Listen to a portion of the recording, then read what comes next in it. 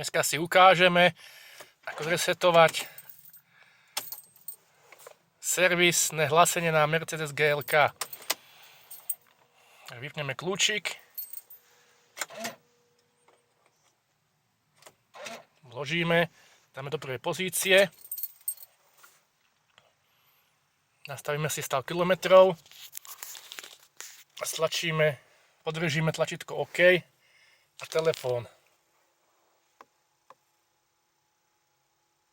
Čakáme asi 5 sekúnd. Dáme si asistent plus.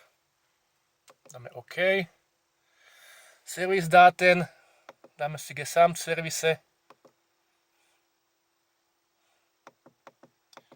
Stlačíme servis bestätigen.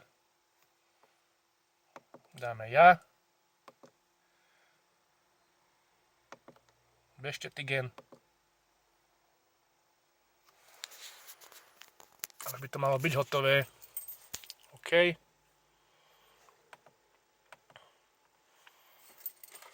Vyťahneme kľúčik a naštartujeme. Žiadne servisné hlásenie.